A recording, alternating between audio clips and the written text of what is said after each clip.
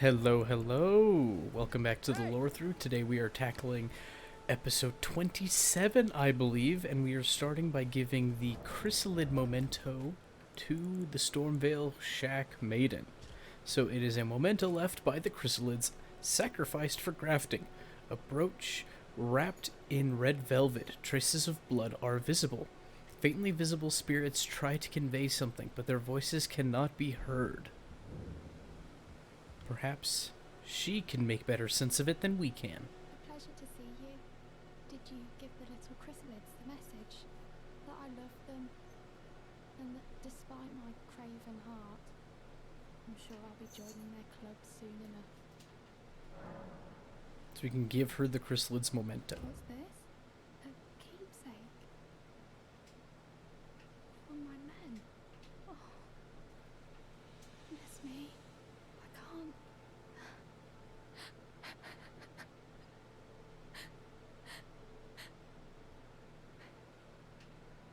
So she seems quite broken up about it. They all believed in me. They all thought I'd make something of myself. Me, who can't do anything. I think I'll head to the round table hold. Perhaps I'll find my purpose there. So she says she will head to the round table hold and perhaps find her purpose there. She seems touched that all of her men who brought her to the lands between still believed in her to the very last. I think I'll head to the perhaps I'll Okay, that's all she has to say there. Let's go to the round table hold and see if she has moved.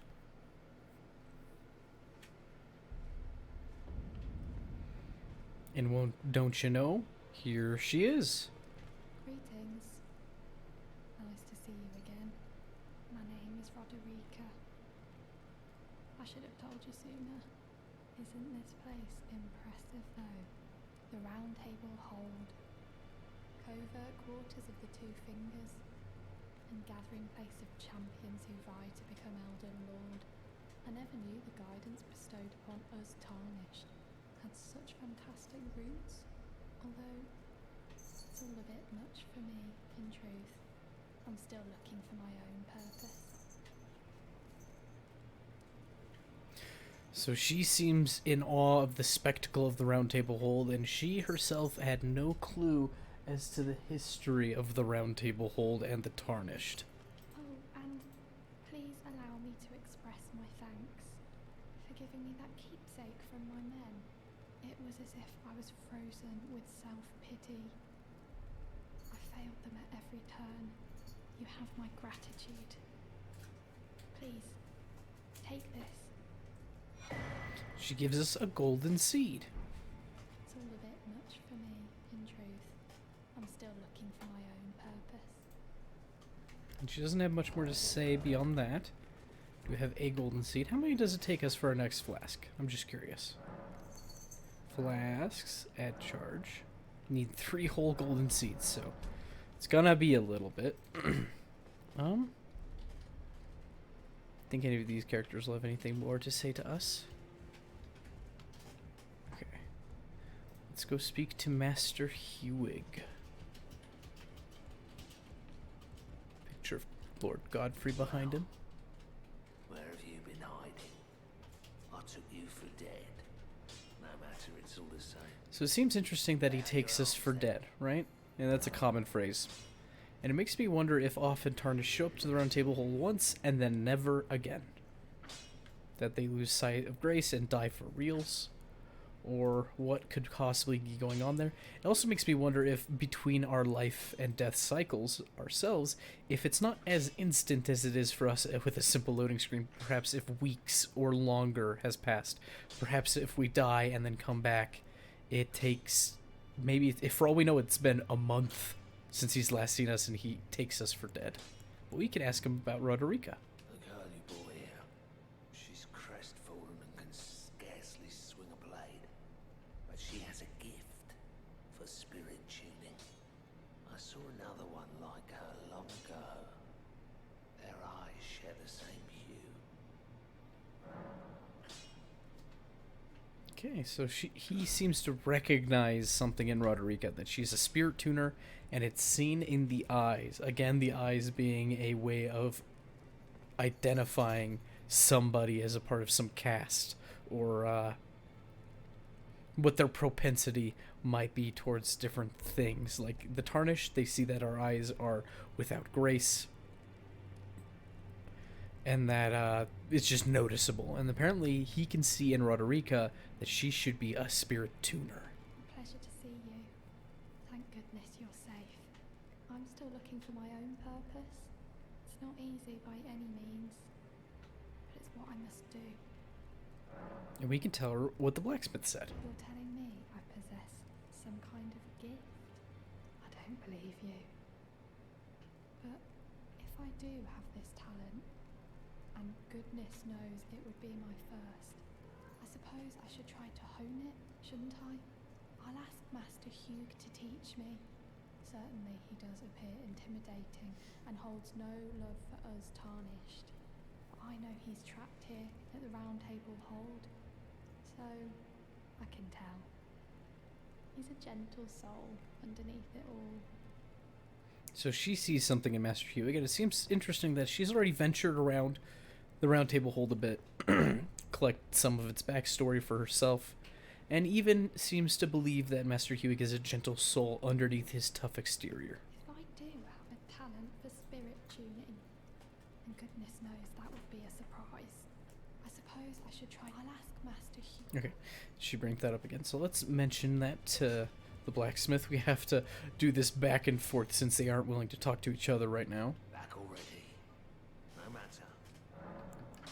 The girl. What about her? Are you out We of can your ask him to mind? watch over her. Who'd stay with an ugly brute who only knows how to smith? Absurd. Besides, she'd never agree to it. But it's what she wants. I refuse to believe it. I don't doubt you, but I know when something's too good to be true. Okay, that's the end of his dialogue there. I think Roderica doesn't have any more dialogue, but we will check. If I do have, I suppose I should. Yeah, it's the same. Okay, so now if we do this,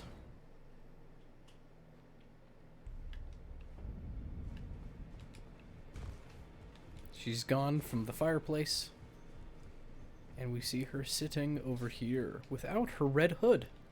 Well, I took you no matter lay out your arms. We can ask about Roderica again. I spoke with the girl. She has a gift for spirit tuning, so I told her everything I know. I'm indebted to a spirit tuner I met long ago. It was all I could do to honor her. I'm sorry I doubted you. So he seems a little humbled, just a smidge. And he seems to be just a tad kinder to us in his speech. Just a smidge, not a lot. Now we can speak to Roderica. Good to see you again. Thank you very much. I have you to thank, don't I? For persuading Master Hugh. I can happily announce that he has taught me the noble toil of spirit tuning. I'm as yet unsure of what I might be able to accomplish, but if I might be able to help you all, I'd certainly like to try. And if there's any chance to ease the suffering of my dear men who were grafted, well, I certainly must try. Roderica, the Spirit Tune Apprentice. Pleased to make your acquaintance. Okay, so it looks like she has a bunch of supplies in front of her. Makes me wonder if she got these supplies from Master Hewig, if he had some old books stashed around the Round Table Hold that would help elucidate the art of spirit tuning. So this is going to lead to me having to get more materials to show off more spirit ashes and upgrade them so they'll be viable. Oh, I probably won't need to upgrade most of them, thankfully, but I do want to show off as many as I can, so we'll start. And we can upgrade one of them. And it's important to note that there are ashes and special ashes. Right? So there's all these regular ones, and then there's the specialty ones. And they use these use grave gloveworts, the specialty ones use ghost gloveworts. And I believe we have enough that we could upgrade Tell the Headless 5 whole times, which makes her quite strong. Alright, well, we've done that now. And now we need to go and finish Stormvale Castle. At this rate, we may finish it next episode. The whole castle. But we will go briskly and quickly. I'll try to ramble less in my thoughts. But we'll try to piece it all together as organically as we can without me overstepping my bounds too much, I hope.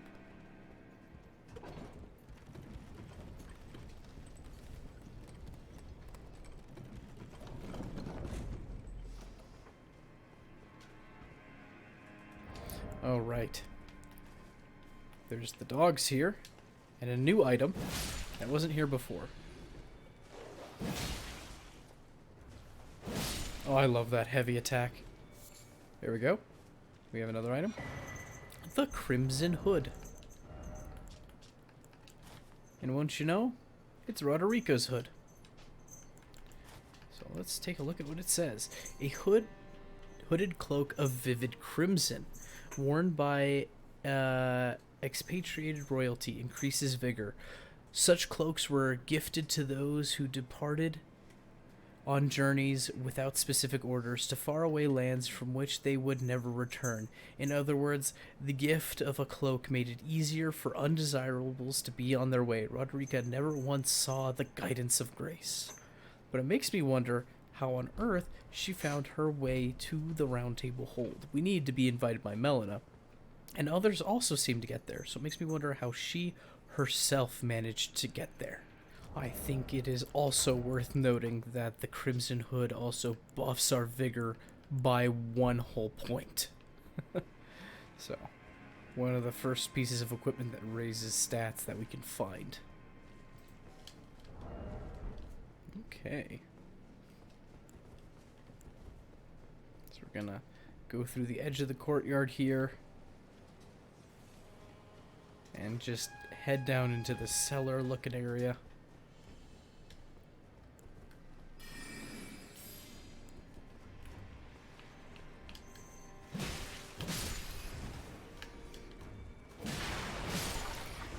Thankfully, this weapon is fast and dispatches them quickly. Here we have a huge storage area, large barrels. Looks like various skins, or rather various animals strung up for eating. An item. Fireproof dried liver. I don't know if we've ever found any of those. Cured animal liver, dried out after pickling in a red medicinal solution. Temporarily boosts fire damage negation, improving damage mitigation against attacks imbued with fire. It's an okay item, fairly useful. It gives you an edge against certain elements if you know you're going up against them. It's less useful in PvP. I think it's like 5% if you're fighting other players, so there's better means of getting elemental resistance. So here we find the God Slayer seal, which, if I remember correctly, is the best seal at a good upgrade level, and with 60 faith. If you're going beyond 60 points of faith, then there are better seals than that one.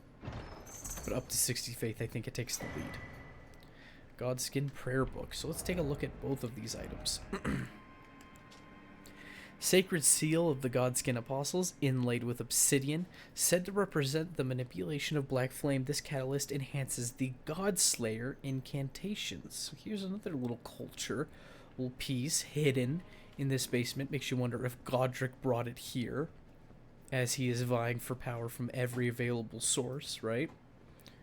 I mean, he's taken to the art of grafting by the looks of it, at least when we see his grafted scions.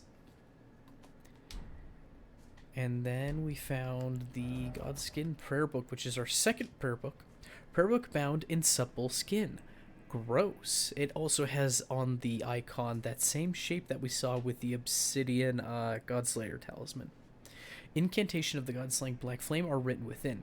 Can be given to a learned cleric to gain access to the following incantations: Black Flame and Black Flame Blade. And I believe Black Flame is I think it's a black fireball you throw.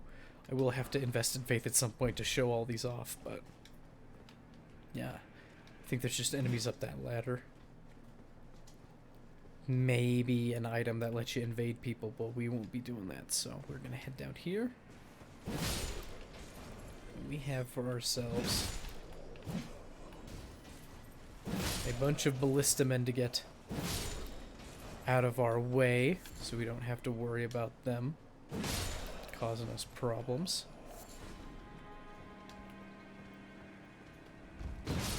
Ooh, somebody's throwing fire pots at us.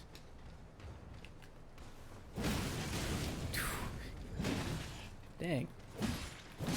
We had some time to prepare, and he could still get that lunge out of the way faster than we could.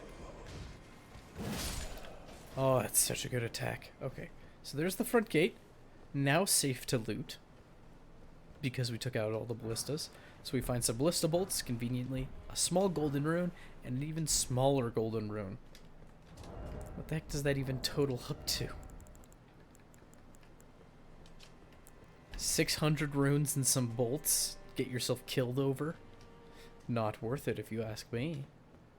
So here's a big old crank. I'll light this area up that we could push to open up the gate had we not encouraged Gostock to open it for us. A larger golden rune and a site of grace to effectively trap us. It's not much of a permanent trap. There's a hole in the floor to get back to where Gostock was. See, he's still there. And out here we find that simple commoner's garb that we saw Gostock and his fellow servants wearing. So let's take a look at that. Garb with a modest cloth cape attached. Standard wear for commoners in the lands between. The board hung from the neck depicts a sprawling tree, its roots and branches forming two holes. This is the self-imposed shackle, a voluntary display of allegiance to the earth tree that increases faith, and sure enough, it gives you 1 whole point in your faith stat. Miraculous. Alright. We have a couple other things to show off today, though. For one, we have those battle arts we got from Rogier. Take a look at those. We can fire and follow up, which hits really hard. Now, it used to be that the initial hit would stumble just about anything, and it got nerfed because it provided to be a true combo against anyone all the time in PvP. And this game seems to be allergic to comboing other players, and they like to get rid of them.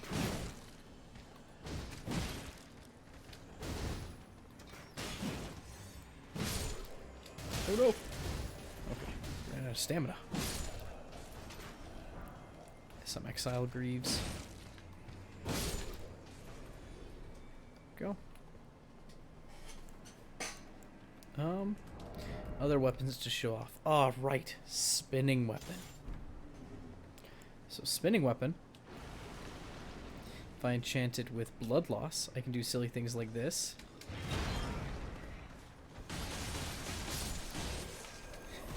It's able to spin multiple times. I believe that inflicts blood loss with every hit. Maybe it doesn't. Maybe I need an incantation that adds blood loss to attacks. There we go. I do want to try it on the enemy up ahead, though.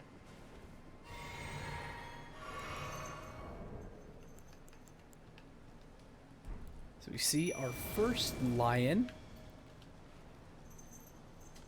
enemy, and it's got horns growing out of its head. It's covered in chains. It looks miserable, right? And it's got the sign of the crucible on it. So lions and crucibles seem to be linked to some extent. Maybe in this one instance, perhaps this is a regular noble lion that was afflicted with the crucible. But Lutel should be able to help us quite a bit with this fight. I'm probably going to take unnecessary damage doing this.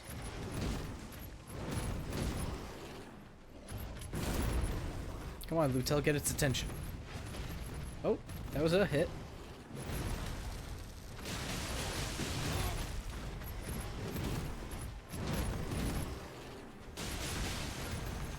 And must be the other ability.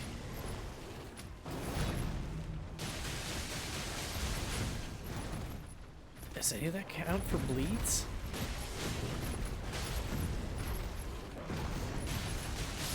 Oh, there was the bleed at the very end there. So I think if you were to put something like Blood Flame Blade, which is an incantation we'll see later, That might actually take the blood loss more per hit. Okay, over here we have a bridge. And another one of those elevators. Well, it might have been an elevator at one point. It seems mildly repurposed, that like we saw in Lanedale, where we saw that big old pit with the elevator that we couldn't use, and there are loads of these Sword and Saints statues, and they are alternating between those narrow tree banners and dragon banners. And then there's all these banished knights that seem to have some sort of link to the dragons. And more of the saint statues. And of course up here, just like we saw at the Divine Bridge, this is the Limgrave Tower Bridge. Over here was the Divine Bridge of Lanedale. Is another one of these structures. It has more of the Sword Saints, but some have books open. And others have swords. They still have those tree reliefs, the narrow ones.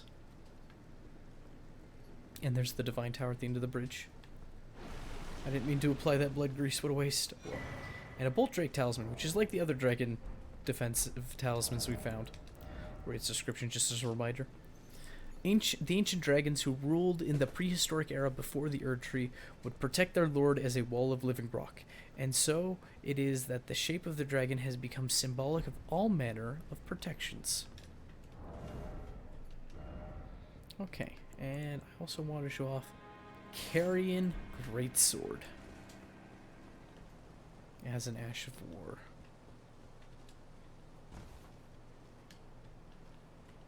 It's a fancy looking scabbard this thing has. So here's a kind of a death trap of an area, a little bit. There's many ballistas posted.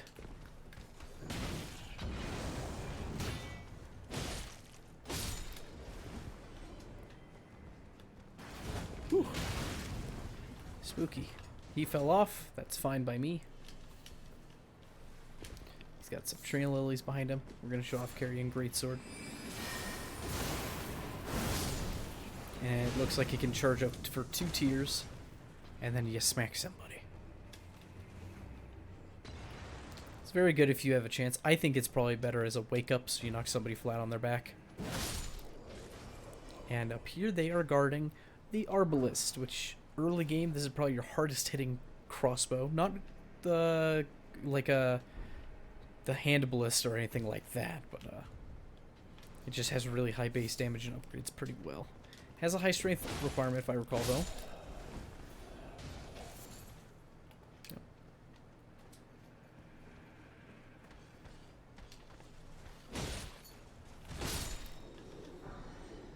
I might need to kill these guys to let me teleport since we are now done with this part of the area.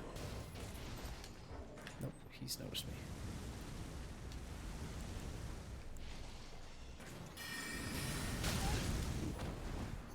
That hit didn't phase him.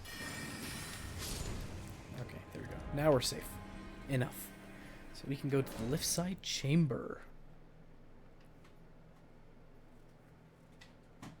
And now we get to go meet another character in a moment. But first, I'm going to test how much damage this does even while buffed. 516, not too bad.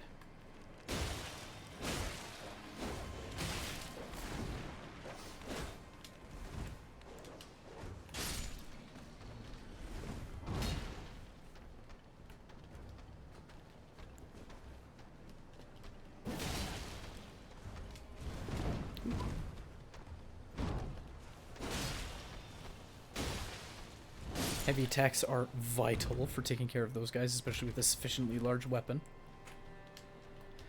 I do not like these birds. Oh my gosh. It's almost like he has latency or something. I should be using Gravitas, I don't know what I'm doing. Ah! Oh my gosh. Not the way I want to go out. Oh boy. That was way too close. Okay. Bird wins. We use Gravitas.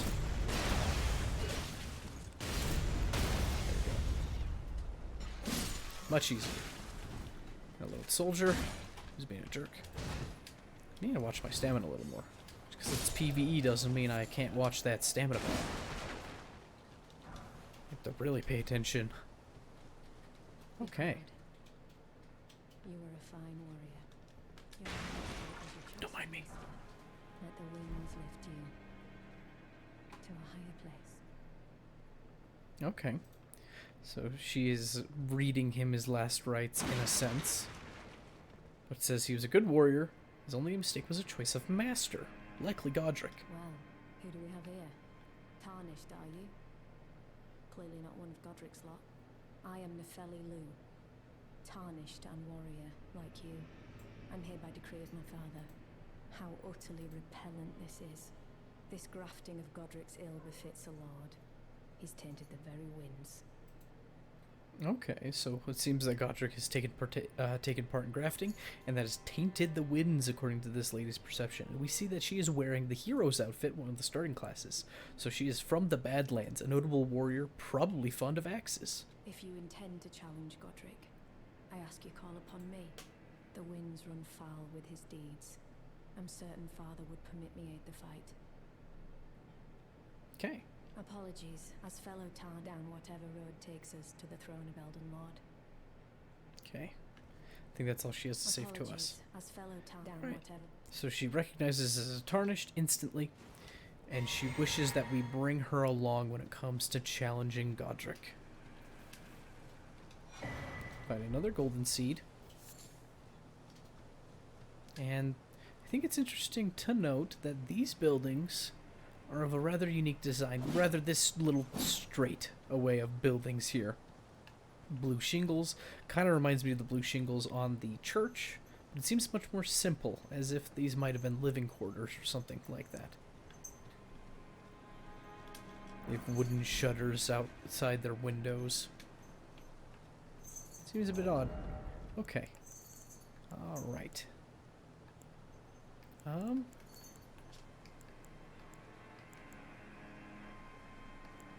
What to play with next? We'll try the heavy lance again. Just because I didn't get a great chance to show it off.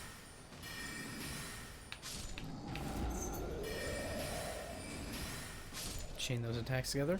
And get this guy mad at us sufficiently. Get him away from those Erd Tree Sentinel statues. Seem a little out of place. Come on.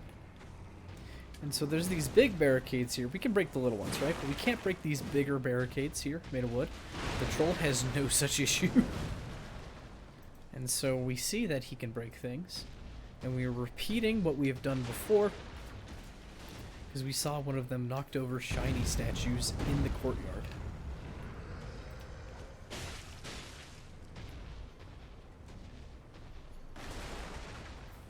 And here we want him to deal with it.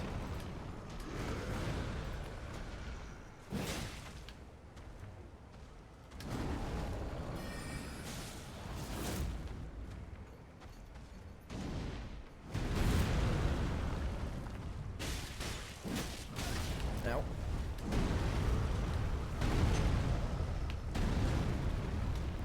You're just stomping away, aren't you?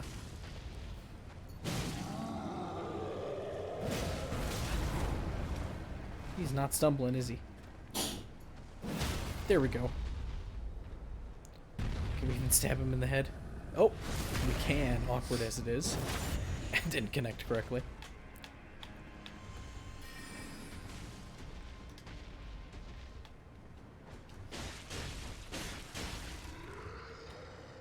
And if he does a charge, he can bump into the environment. And there he goes. Oh, almost forgot to loot this. Some more smith and stones. Always welcome, since I have so many weapons to play with and to show off. Alright. And... okay. So there is an elevator in here. It leads up to just behind where we started baiting the troll over.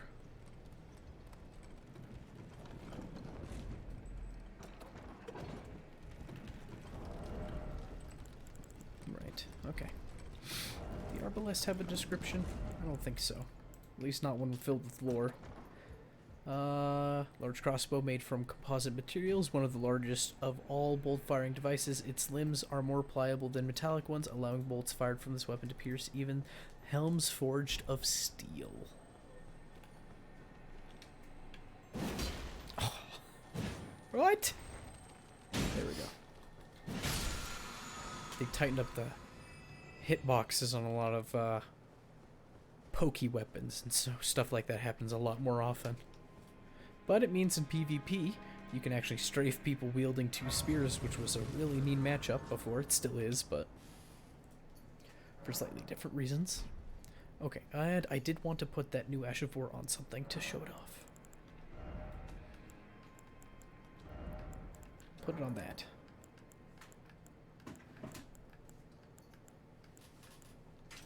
Why not?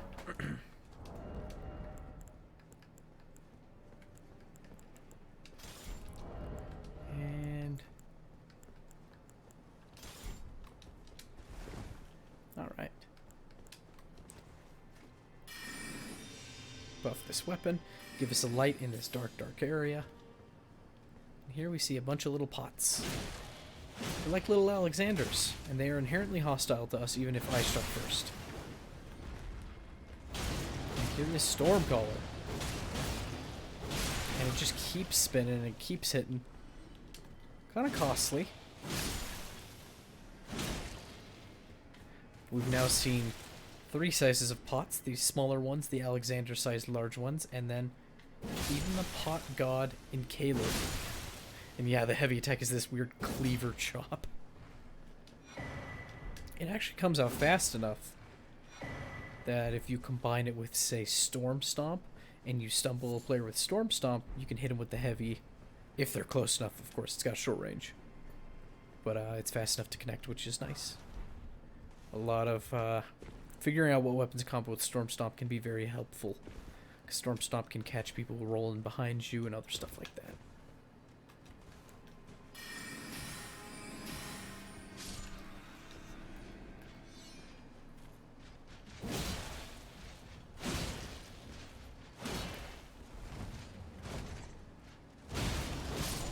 Has a lot of hyper armor. Not too much. Once you actually get it started, that is. Of course, if they get you the very earliest frames, you can still be interrupted. Alright, so I think we've shown off just about everything. I do want to try to land carrying greatsword on something else, though. We're slowly climbing higher in the castle. There seems to be a lot of this wooden scaffolding put about as if they were trying to make repairs, which were probably much needed. This castle is in such a state of decay. But it seemed to be enough for Godric to hide from General Rodon. Perhaps he couldn't get up that slope.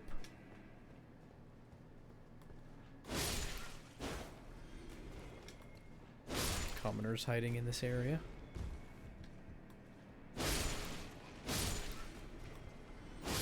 It's interesting that while the other greatsword had very much the vertical attack pattern, this one is also vertical, but it kind of is on the side, so I can look to the side of an enemy and still hit him. So it seems that it hits not only in front, but to the either side of the person.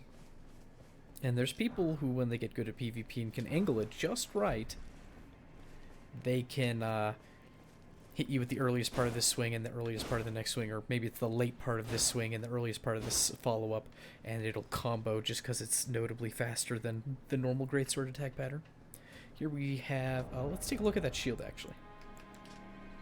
An iron grade shield large enough to cover the entire body depicts the Round Table Hold, gathering place of champions, and we can see that in the center of that castle icon of the Round Table Hold on the shield. There is the beast, Sarosh, the lion. Great shields boast high damage negation and guard capacity, making enemy attacks easy to repel. So it seems interesting that for something like the Round Table Hold, that it has a, it might be a physical place. We only see it as this, and the description for it in our tutorial notes, let me find that.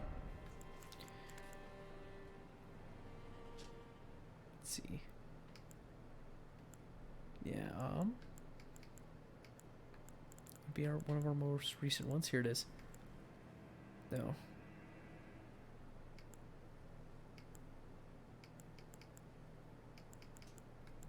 I thought we had a note in here of the round table hold. I just don't know how it's sorted.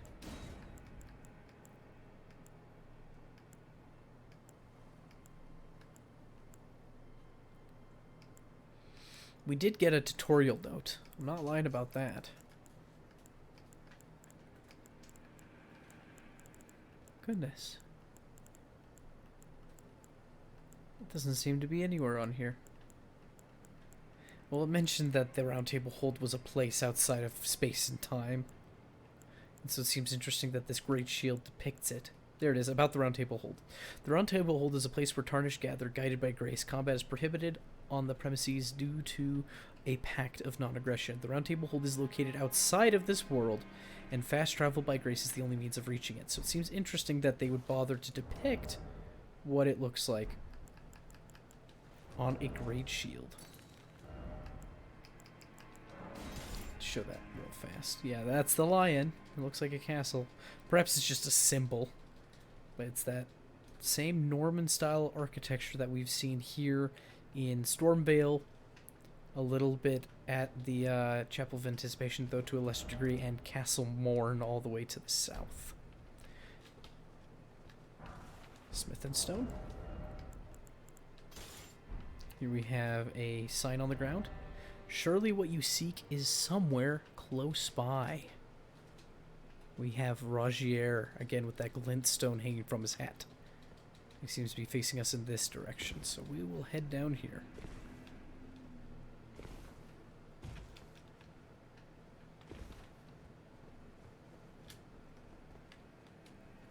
There's another item. Large golden room. We have a small little room, and I looked past this a million times. But there's a painting here. And won't you know? It's Stormhill, and where Stormvale Castle ought to be, but there's just the bridge and the tower, but there's no castle, and there is no Chapel of Anticipation. There's nothing but the bridge and the tower, which leads me to suspect that the bridge and the tower are much older than the castle itself, right? And we saw along the bridge those saint statues. So the saint and the Sword Saint statues and their culture seems to predate Stormvale Castle by a bit. I think that they're a part of the same culture, and that the Stormvale Castle was just later built. But it seems interesting that this dates it a little bit, that those divine towers and the bridges attached to them may be even older than the castle itself. That's quite the clue. Perhaps we'll be able to get a timeline together at some point. Oh, rainbow stones. I don't know if I've ever showed off rainbow stones. Maybe I have. But, they were called prism stones in other Souls games. But you drop them off cliffs to see if you'll survive the fall. And that was a fall that we could survive. And if we drop it off over here. And the clue is if they break, then you die. That is too far to fall. Oh, we did get the secluded cell. Okay, good. Alright, I'm going to rest at this side of grace, and we're going to challenge the depths. But what do I want to challenge the depths with?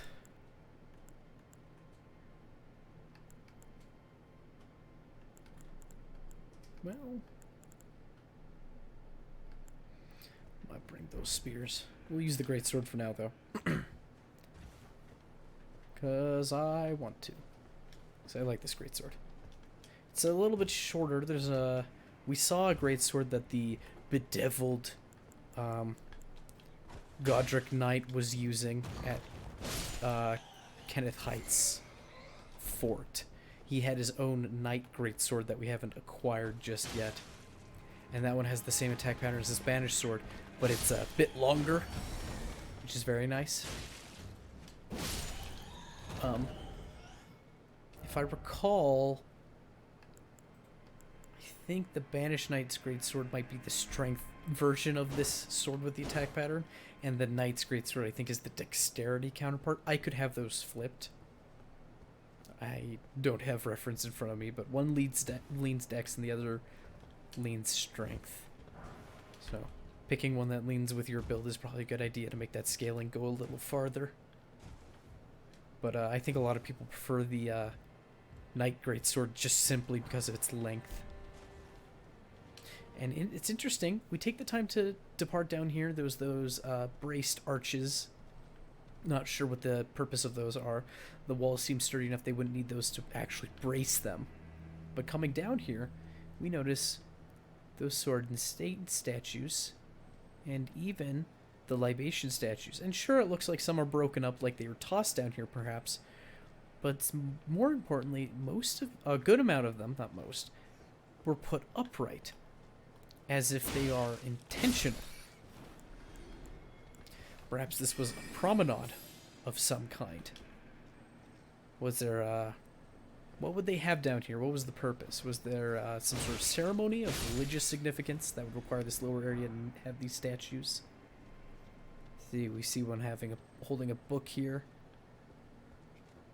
That one has what's left of a sword. And even a libation statue. They all seem to have that base with that sort of clover-esque, a very complicated clover design. Just like the Satan tree strata of statues that we saw on the Saints Bridge. So it seems that given they have the same base, it makes me think that the act of giving out blessings or the pouring of libations and this tree and the Sword Saint statues seem to be from a very similar era. Good old power attacks.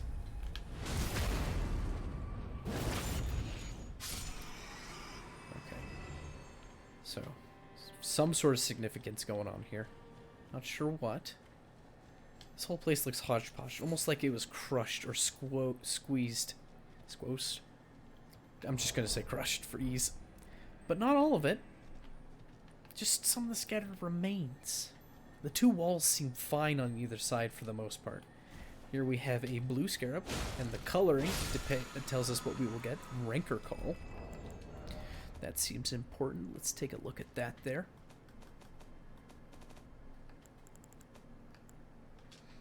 Sorcery of the Servants of Death. Summons vengeful spirits that chase down foes. Charging enhances potency. Once thought lost, this ancient death hex was rediscovered by the necromancer Garrus.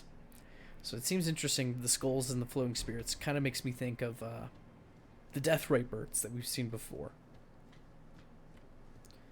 Alright, here we have a little area below us. It seems that there are skeletons in these little canoes, discarded bodies, slew of items, big old cloth, and more of these roots that we've seen along the outside.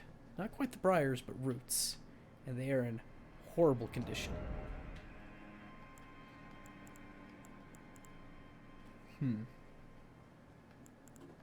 What to bring, what to bring.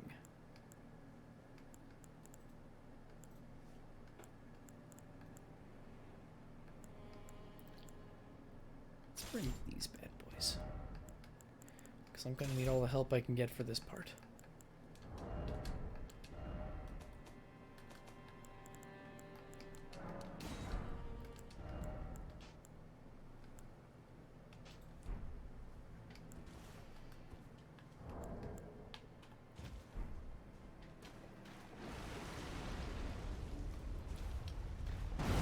But you know what?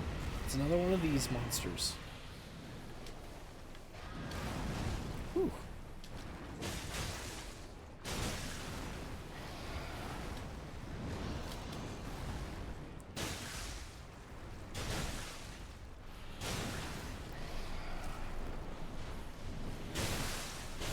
Oh, that bleed does so much.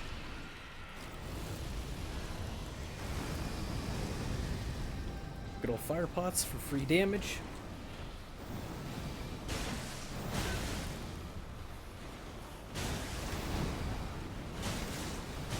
Ooh, it's much easier than the last one. Then again, I think this is weaker than the one in the hero's grave.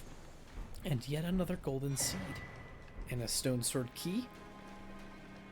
Which means there's at least 2 stone sword keys in this place that you can get for that hidden room that had the iron whetstone blade.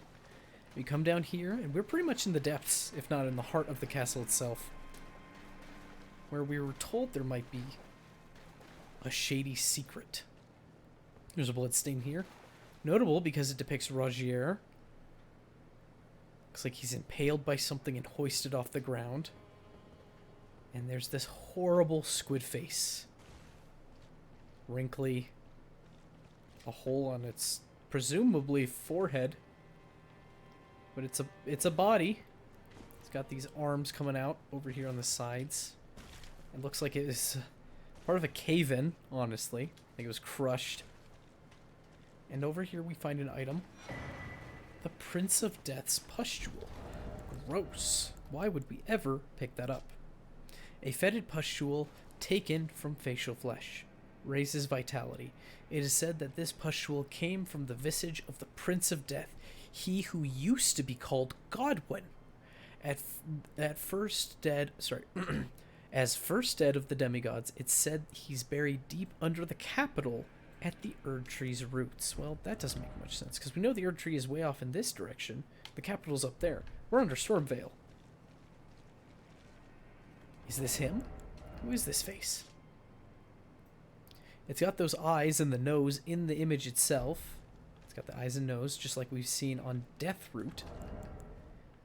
Big lumps of Deathroot, not the item itself. But yeah, it seems to be some sort of link with the undead. What was Rogier doing down here? What was he trying to discover? And what proved too much for him? What a miserable way to die. Up here we have the longest ladder known to man. I don't even think there's an item at the top of here, but I gotta look. I don't really have much in ways of closing remarks. All that's left of Stormvale Castle is basically the boss fight and then staring at the boss room, as well as the room immediately after for a lot of lore implications.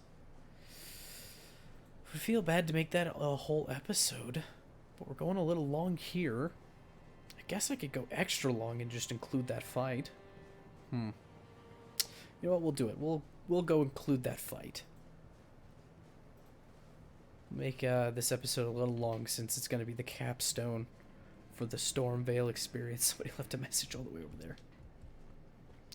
And, what do you know? There's nothing even over here. Just some trees and the libation statue. Okay.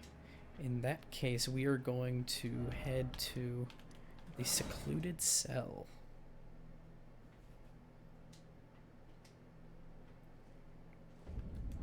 We're going to prepare a proper kit for us.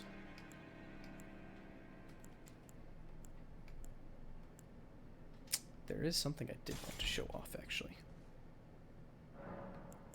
Oh, we found another golden seed. There we go. So we now have 7 and 2, or I could do 6 and 3. Let's do 6 and 3, why not? Since we want to be casting more at some point.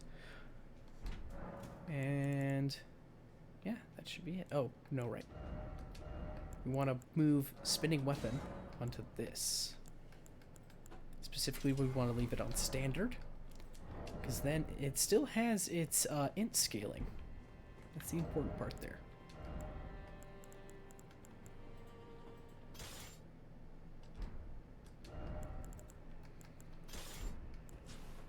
Okay.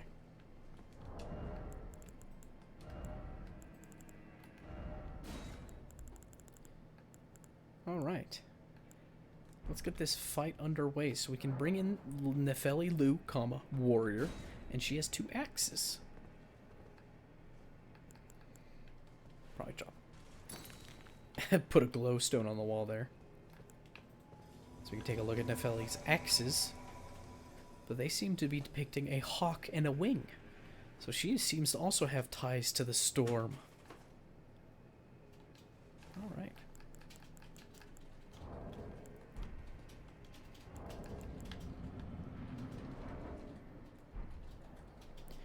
Here we have a big old round building, tree reliefs, and an impaled dragon on a statue. Dragon, thou art a true born heir. Lend me thy strength. There's one too many fingers. Deliver me unto greater heights. Well, He's got 2 right arms. Oh, he's gonna have way more than that. tarnished. Playing as a lord. I command thee, kneel. I am the lord. There's the axe and beast sigil on his axe. Notable. Alright. So we're gonna summon Lutel. And we're going to... Oh no, I don't have enough mana. I'm gonna put the Scholar Implement on this.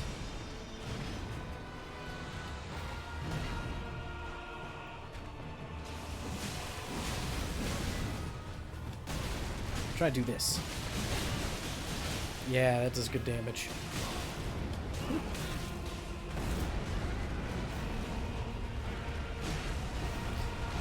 Those storm projectiles he does. The best way to get past them is to roll at them if they're directed at you.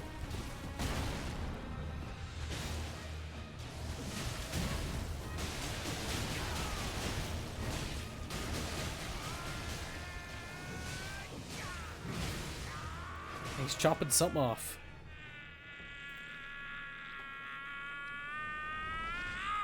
I won't lie, the first time I saw this scene, I laughed.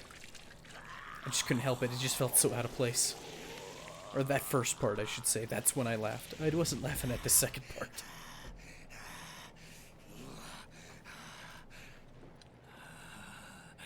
Truest of dragons.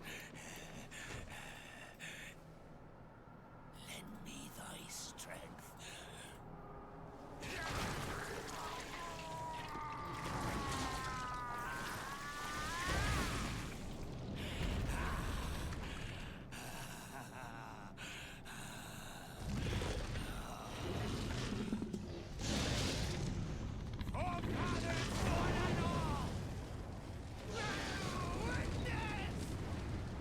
So now he's grafted the dragon's head as his own arm.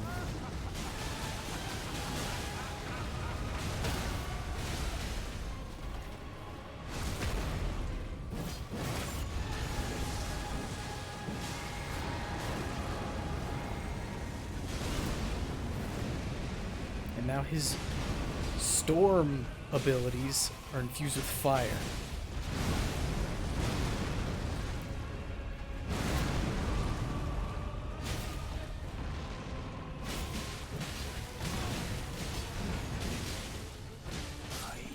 They didn't even need me. Of all that is golden, and one day we'll return together to our home, bathed in rays of gold.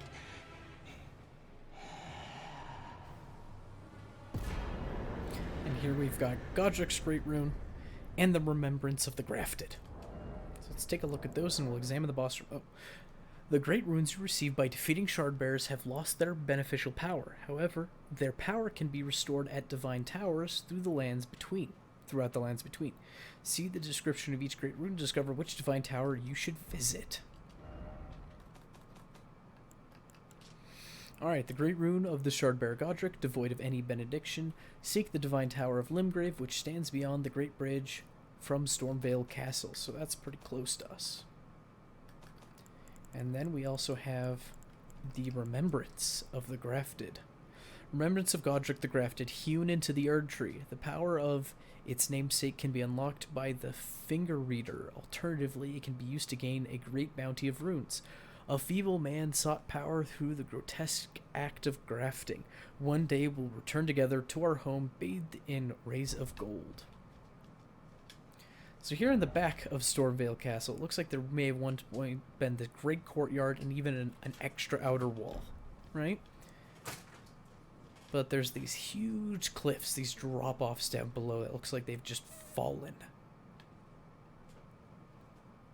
Because it doesn't stand to reason that they would construct the walls this far away from the cliff, right? Here we have this poor dragon, skewered. This was a graveyard at one point. There's graves. That seems silly. Those who believe in the Golden Order, they seem to believe in Erdtree burial.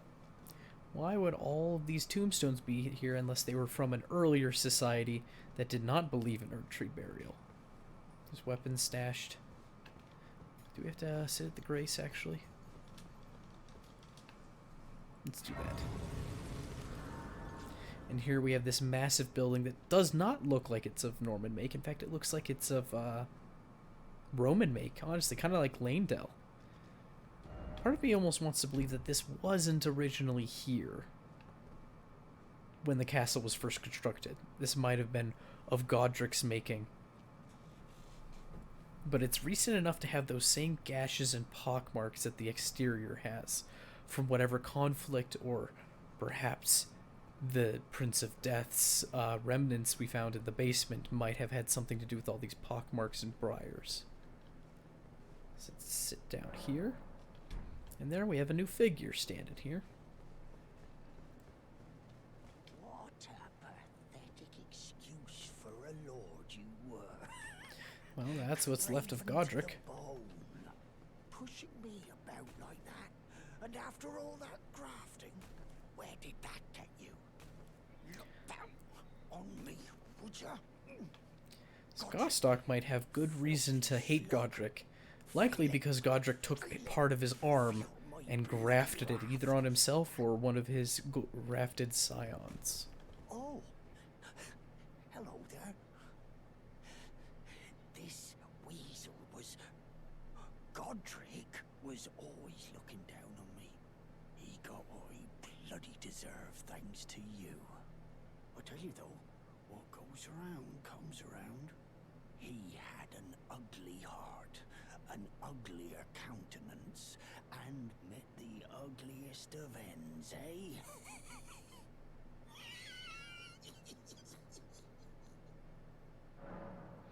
And he doesn't have anything to purchase. There's a good chance that if we didn't go back and talk to him, this would be our first time seeing his shop.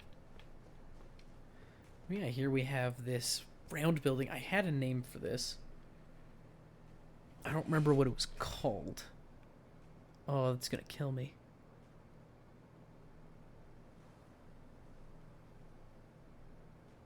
Yeah, it doesn't seem to be in my notes. That's okay.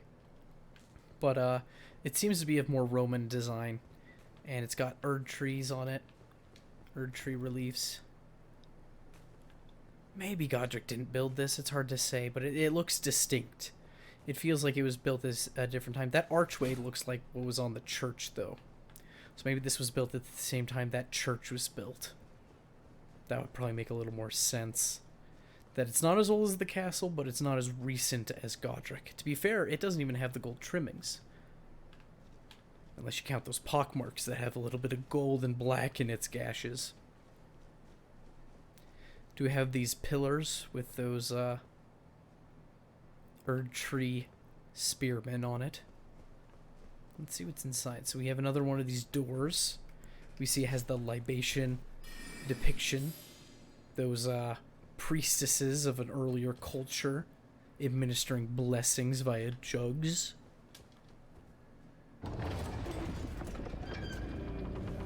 Let's take a look inside here. Pots, flames. Wouldn't you know it, we have more of those. I'm going to refer to them as crucible priests, right? And we saw them, one of them, two of them actually, at the church building over here. And there was one that was standing on a stump that had tons of root shoots coming out of it.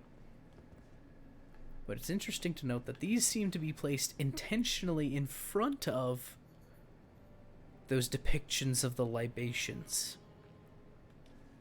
So it makes me think that the original people who made this place, yeah, seems to be iconographic replacement, but it's hard to figure out who replaced who. It seems that the Erdtree era is the most recent, specifically Godric. Crucible comes right before that, right? Then someone built this place, probably, as well as the church. That doesn't seem to line up. But notable is this chair. It's got more of those depictions of the men in the trees, and we can see that there's a little bit more defined of a symbol at the top there. Kind of looks like a ornate box. Maybe 2 crowns. Hard to say. There's all these people coming out of it. It's reminiscent. It's a genealogical tree, for one, right? We see it here on the Elden Throne. We saw it on some of those weird partitions in the storage area on the side of the place. Specifically in the Old Testament, the book of Isaiah, chapter 11, verse 1, it says, "And there shall come forth a rod out of the stem of Jesse," or Yesher, might be the other pronunciation, "and a branch shall grow out of its roots." And that is kind of the inspiration for the design used in our world that was then ripped and put here in Elden Ring. I believe that design is called the Tree of Jesse. It's in St. Andrew's Castle, Scotland. It's from the 17th century, so if you want to look it up, that's where you can. That's what you can Google. And this tree design can also be found on the high-backed chair with the Tree of Jesse on it, and the Metropolitan Museum of Art, and that's dating back to the 15th century.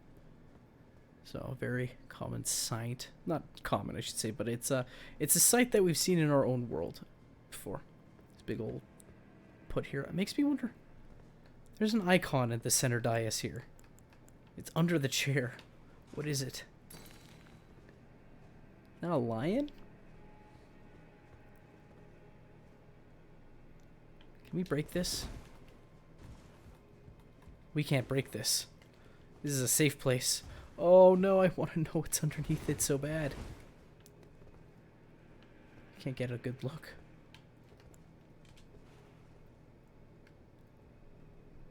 That could be the lion. Maybe it's 1 foot. Hard to say.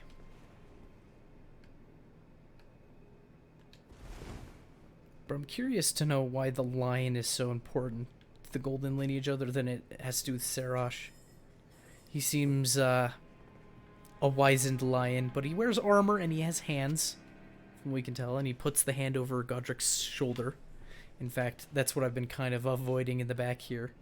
As we see that Sarash, he's wearing a crown of his own. There's a circlet. There's Godric. His axe is not broken here, like we've seen in paintings. His axe is whole. Sorry, did I say Godric? I meant Godfrey. This is Godfrey.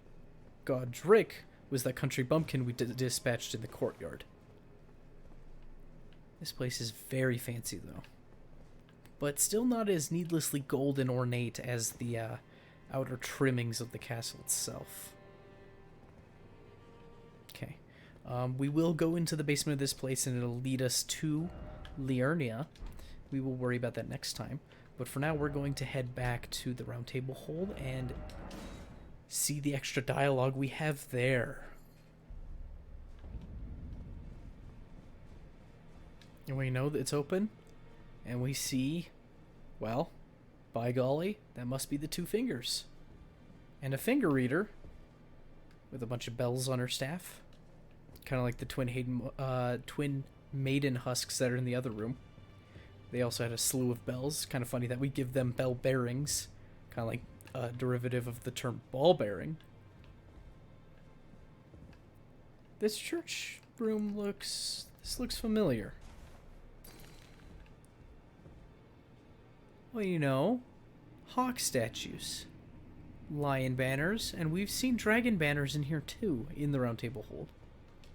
Tree reliefs, and won't you know, it's another one of these chairs depicting the Tree of Jesse, and a depiction of the Erd Tree banner there. These narrower trees seem to look like, I don't know, that could be the Erd Tree or that could be the Great Tree, hard to say.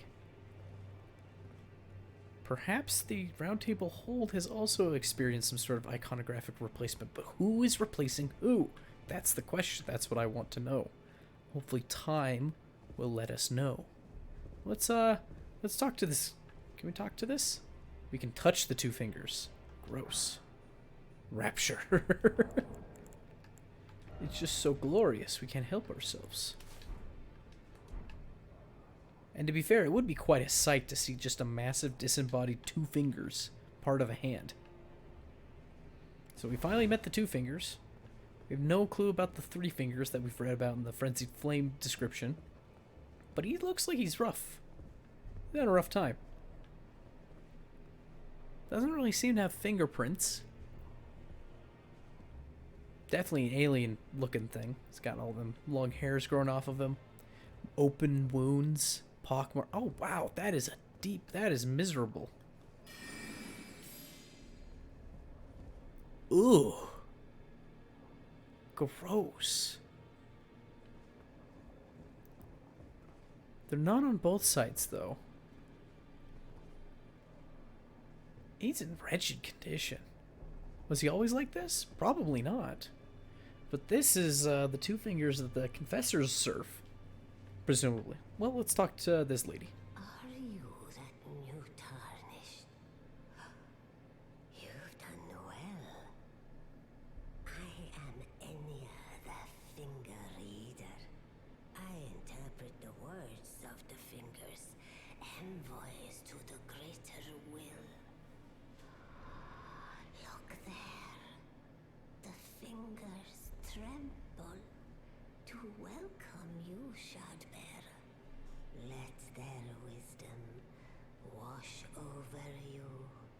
Great Elden Ring, root of the Golden Order, anchor of all lands, giver of grace, wellspring of all joy. Until it was shattered, the tragic corruption of the Order has taken its toll. Across the realm, life lies in ruin, fallen to pieces. Foul curses and misery spread, unabating. But the greater will has not abandoned the realm, nor the life that inhabits it. So it is that the tarnished are guided by grace, called to act. Brave tarnished, your great rune is a handsome shard of the Elden Ring. Seek another of its kind to become Elden Lord and restore the Golden Order. Let the words of the fingers guide you. So I find it kind of funny that she does a deeper voice when she's speaking on behalf of the fingers, but it seems that their little motions might be something that she can interpret. She seemed to be looking up at him while reading his words. But that was a lot. That was a lot. In fact, I might just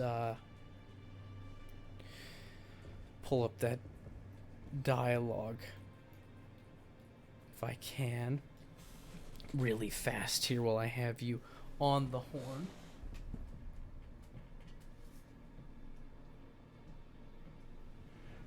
Alright, sorry about that. Let's pull it up. I believe this lady said her name was Enya.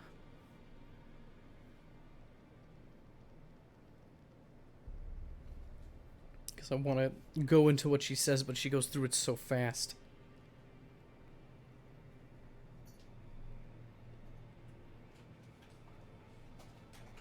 Okay, let's see. And she interprets the words. Alright, so here's what the two fingers had to say to us. Great Elden Ring, root of the Golden Order, anchor of all lands, giver of grace, wellspring of all joy, until it was shattered, referring to the Elden Ring. The tragic corruption of the Order has taken its toll. Across the realm, life lies in ruin, fallen to pieces. foul curses and misery spread unabating. But the greater will has not abandoned the realm, nor the life that inhabits it. So it is that the tarnished are guided by grace, called to act. Brave tarnished, your great rune is a handsome shard of the Elden Ring. Seek another of its kind to become Elden Lord and restore the Golden Order. So it seems interesting that he says 2 shards of the Elden Ring are all that's necessary to restore it. But there's obviously more out there. We know there's more shard bearers, right? We don't know exactly who they are just yet, but there are more. So why is only 2? If you keep recycling the Elden Ring and only getting 2 components of the larger whole time and time again, I don't know, it feels like you're going to be left with diminishing returns. But that's just wild speculation. Let's talk to her again. Well, I see. A remembrance of gold has found its way into your possession. Demigods and even the creator of the champions are hewn by the earth tree upon their end into remembrances. They are valuable indeed. These remembrances yet house the power of their former masters. And should you wish to wield that same power, well, I will lend you the strength of the fingers. Oh, do not recoil from my offer. The fingers guide us all. And you, tarnished, you are here to take, are you not? So we can ask about the great runes. Great runes are the stuff of demigods, the children of the goddess, Queen Marika, she who is vessel of the Elden Ring. Tainted by the strength of their runes, her children warred, but none could become Elden Lord. And so grace was extended to your kind, the tarnished. Listen, the fingers speak. The greater will has long renounced the demigods. Tarnished, show no mercy. Have their heads. Take all they have left. Indeed. But remember one thing. The demigods are each and all the direct offspring of Queen Marika. Each and all the direct offspring of Queen Marika. It was but a distant relation, the runt of the litter. His divine blood sorely diluted. Alright.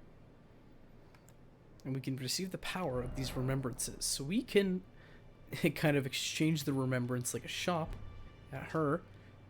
And we can get either Godric's axe or the grafted dragon. So the embodiment of the power that still remained in the dragon's head that was grafted to Godric's left arm. The wielder's arm will take the form of a small dragon sprouting sharp dragon fangs at the fist. This weapon cannot be two-handed. Unique skill, bear witness. Grant the small dragon a fleeting glimpse of life and thrust it skyward, spewing flames over a wide frontward area. And Axe of Godric. Great axe wielded by Godric the Grafted. This golden battle axe is emblazoned with the figure of a beast representing the strength of Godfrey, the first Elden Lord and patriarch of all the golden lineage. I command thee kneel, for I am the lord of all that is golden. So it seems that depiction, that man we've seen with the lion over his shoulder, that's Godfrey, first Elden Lord. And so we can turn one of these into, we can make one of these 2 items from the remembrance. And if you remember that wandering mausoleum, if you remember the wandering mausoleum from the Weeping Peninsula, we can take the remembrance there and duplicate it once, if we wanted both items. And there's a limited amount of mausoleums throughout the game, so we can't duplicate every remembrance we come across. But we can duplicate at least that one. And let's go say hi to Gideon real fast, because he probably has more to say to us as well. There's a lot here. This episode's going to run way too long. You've received the wisdom of the 2 fingers, have you not? Then, just as promised, I bid you welcome. as a true member of the Round Table. I am known as Gideon Ofnir. As a Tarnished who wishes to stand before the Elden Ring and become Elden Lord, I am accumulating knowledge. To be all-knowing. You now belong to a select group of fellows. As such, I ask that you remain constant. So it seems that nobody's claimed a shard in some time. That us taking down a shard bearer seems rather unique, right? Oh, there's Nefeli. We'll talk to her. And so it makes me wonder, has Gideon taken down a shard bearer? Why did I need to take down a shard bearer to join his group of fellows? Who are his group of fellows, right? And this fellow right here, this might be one of them. He seems to be standing guard. Could be just a coincidence of placement. More tree banners. Banished knight weapons on the wall there. Seems interesting that if the Round Table holds devoted to the Golden Order and the Two Fingers and the Erd Tree and the Elden Ring, that they'd have the banished knight weapons here. Honestly, this architecture on the inside is very reminiscent of parts of Stormvale Castle. Makes me wonder if the Round Table hold was co-opted by them as well. Anyway, that's a thought for another time. But let's chat with Gideon a little more. After more great runes now, eh? Then as your fellow, allow me to divulge a little knowledge. The inheritors of the great runes, the shard bearers. We of the Round Table know the location of 5 of them, including the one you defeated. Godric the Grafted, Lord of Stormvale. General Radahn, who fought Melania and her rot to a standstill in the Caelid Wilds. Praetor Rykard, Lord of the Volcano Manor of Mount Gelmir. Morgoth the Grace-Given, Veiled Monarch and Lord of Leyndell.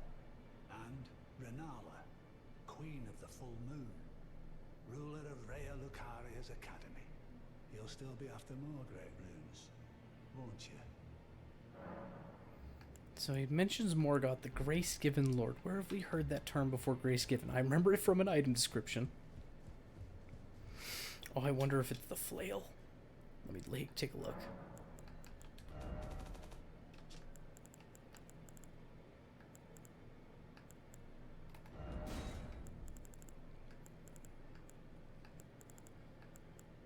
That's gonna kill me. A flail with 2 additional bludgeoning heads, a weapon of the Knight's Cavalry who ride funeral steeds. The large spikes make it highly effective at inducing blood loss, but also demand higher dexterity. That's not it. I remember now. It's these guys.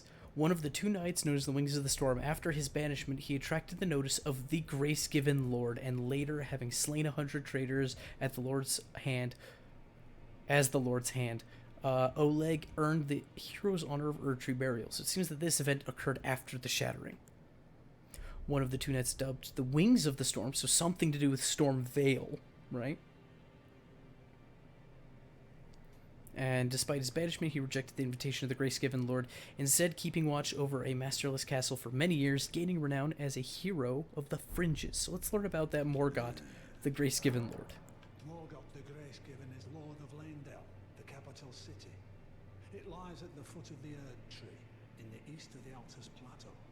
But the Two Fingers forbid us from venturing there, until we've acquired enough great runes to repair the Elden Ring. Set your sights elsewhere for the time being. The Veiled Monarch can wait. So he's in Leyndell. And it seems that he...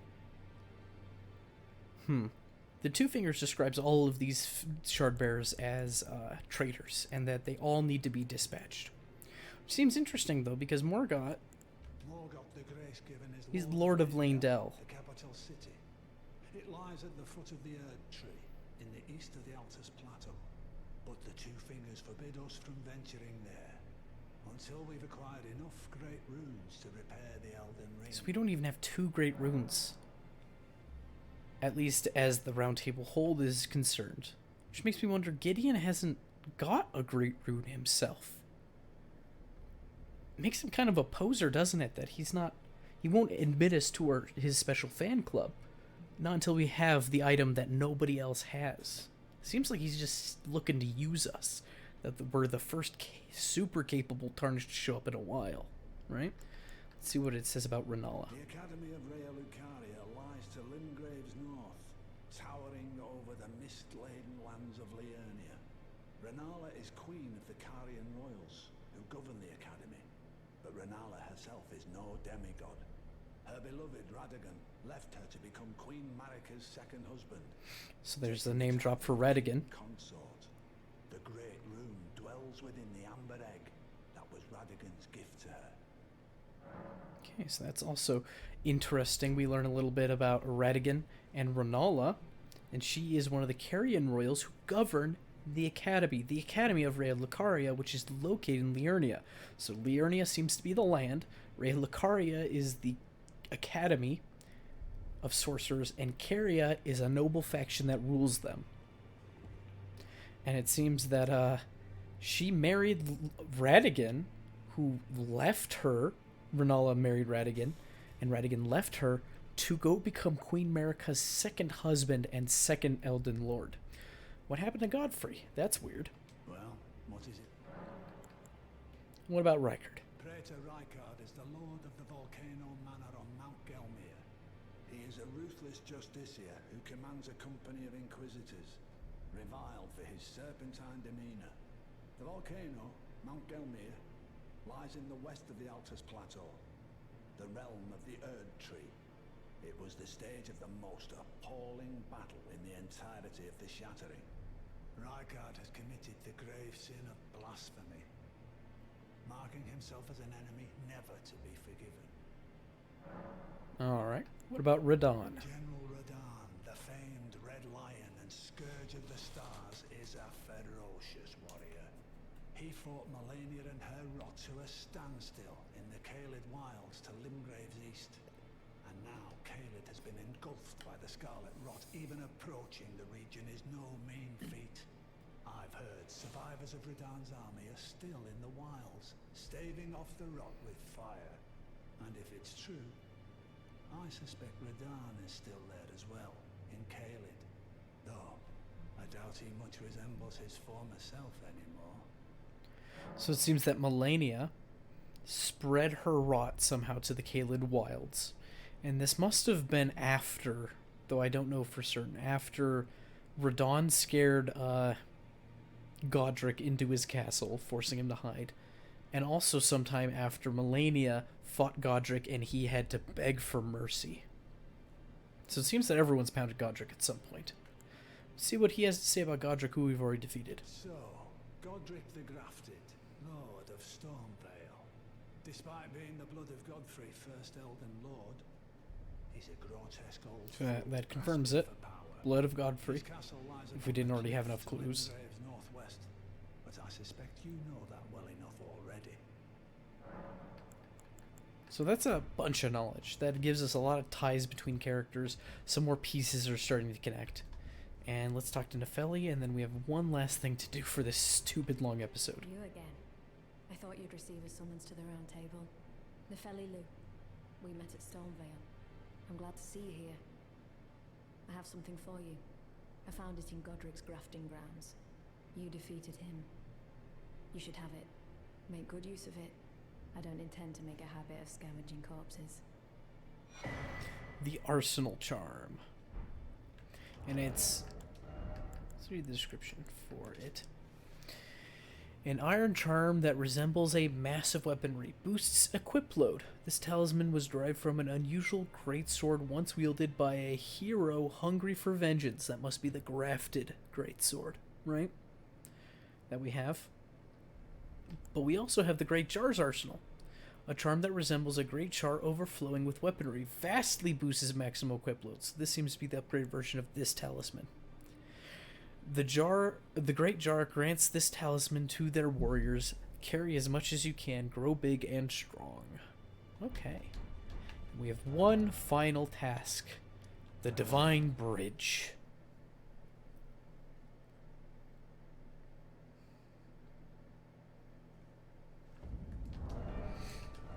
Okay.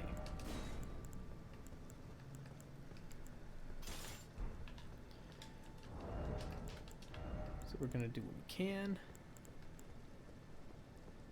Need a big weapon, but not that big. 173, 78.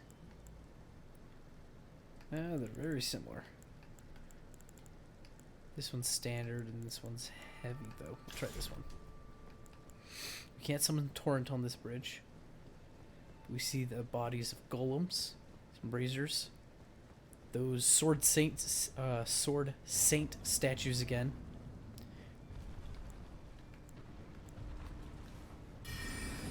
Oh no. We have another one getting up behind him. And a third one even behind him with a bow.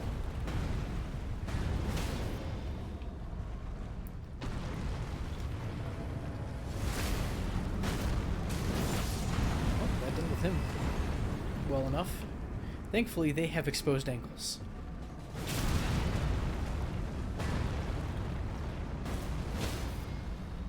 These handy power attacks are doing the job. I think these golems respawn, so if you need to farm golems for any reason, ow, this is the place. So if you want their halberd or their great bow, I recommend the great bow for any strength build. It's a little hard to get great arrows at this point in the game. Also, I think farm this back golem. There's probably easier ones to farm later on for his arrows. And his arrows are particularly good. It's doing heaps of damage.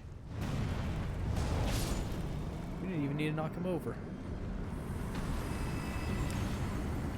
I mean, 3,000 money is not too bad. It's like being able to quickly dispatch 3 trolls. And we can travel to the far end of this area using this teleporter.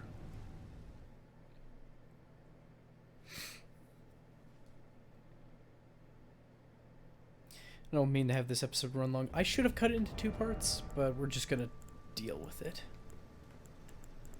So if we backtrack along this bridge, we still see these statues, and we see so many birds. Regular stormhawks that have nothing grafted to their legs. And there's the remains of golems. This one seems a tad smaller than the others.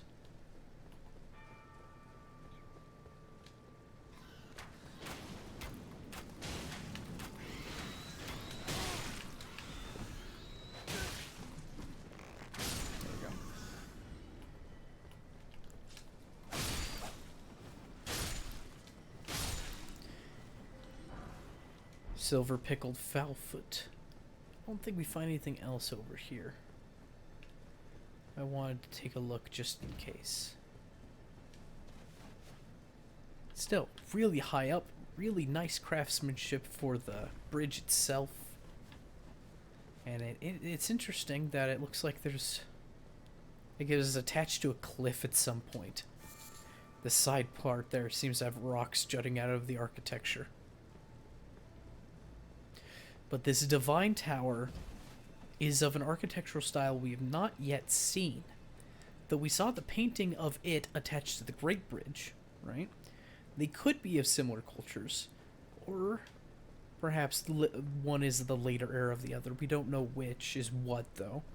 But it seems that it's very worn with age, to the point that all of the icons on it are super rounded.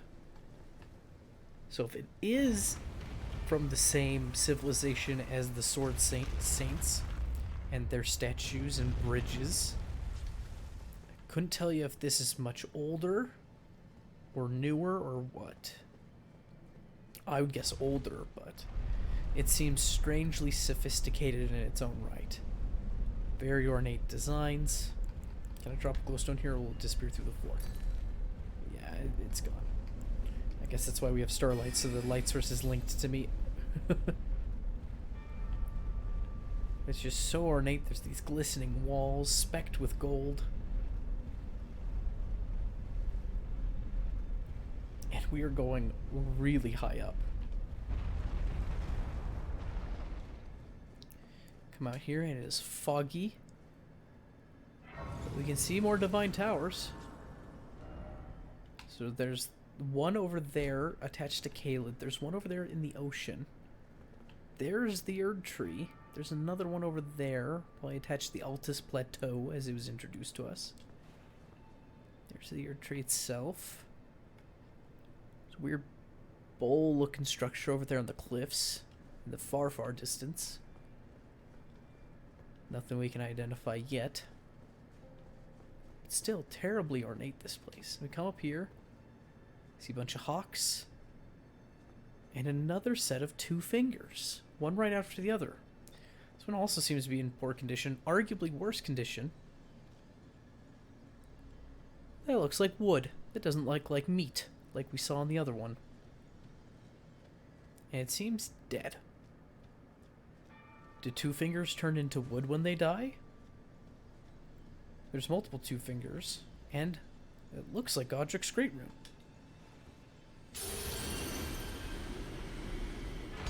And now we have Godric's Great Rune restored. And if we take a look at it, this Great Rune is known as the Anchor Ring, found in the center of the Elden Ring. The first demigods were the Elden Lord Godfrey and his offspring, the Golden Lineage. If we equip it, it raises all attributes. Well, we have to do more than just equip it. But Great Runes kind of replace the Embering Up system from previous Souls games. So if we go to our Great Runes, we can equip it. If we look at our stats, we can see that we have, those are our stats over there on the left. And now if we use a Rune Arc, they all go up by 5. Yeah, look at that. 32 strength, 28 intelligence. And it only acts like that so long as we are in our own world, but it seems interesting that that is an option. But yeah, we've learned a lot. We have a mystery ahead of us. Why is there a dead pair of 2 fingers up here? And why is it housing the power to restore Godric's Great Rune? Why was the Great Rune in 2 parts? What does that mean? What is the connection between the 2 fingers and the shard bearers? The one we met in the Round Table Hold seems to want us to kill all the others. Was this one allied with Godric? Did they know one each another? Was this just a conveniently faraway place to hide the shard of the Elden Ring? Was this the safest place to keep it away from everyone else? Out of the way, but also safe? I mean, it was behind 3 golems, an army of dudes, a bunch of ballista guys, and a lion guardian, right? To even get onto the bridge. That's pretty well defended. And perhaps it wasn't more well defended because Godric understood that we couldn't make use of it until we had his part of the Great Rune he had on his person that we got from him after his death. Lots of mysteries, but things are slowly being uncovered. I thank you for joining me today. It was a lot to go over. Some of you are probably groaning that this ended up being an hour and 20 minutes, just over, but I still appreciate you, and I hope you have a great day. Bye-bye.